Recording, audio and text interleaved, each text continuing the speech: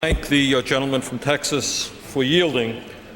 And Mr. Chairman, I rise in strong opposition to this rule, and in fact, if the rule is not defeated, strong opposition to this entire piece of legislation. Mr. Chairman, welcome, and the American people and members of this Congress, welcome to the S&L bailout Part 2.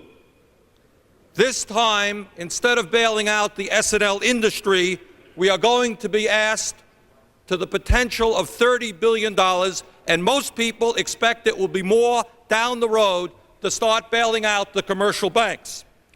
Mr. Chairman, I offered a very simple amendment to this complex piece of legislation, and I said, what happens if the banks are not able to raise the money themselves, and it is the Treasury and the American people who have to come up with this $30 billion? I asked two questions. Number one, very simple question. Who's going to be paying this $30 billion when they dump it into the deficit? Is it going to be the elderly, the working people, and the poor?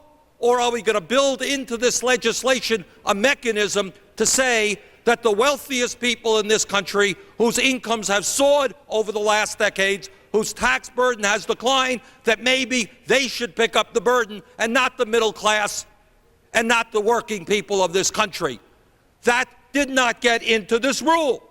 So you got $30 billion liability.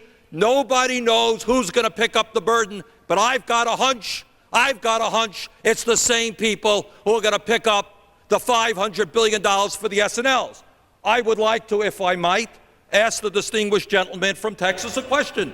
Mr. Frost, am I right that we are talking about a potential of $30 billion to be foisted on the taxpayers? Well, Ms. Sanders, I can't answer the questions about the substantive provisions of the bill. You'll have to ask that to a member of the committee as to the exact amount dollar obligation that the taxpayers will face. Maybe I can ask you this, Mr. Frost. Isn't it a bit strange that when in fact we are talking about a $30 billion taxpayer liability, that this bill does not answer the question as to who is going to pick it up?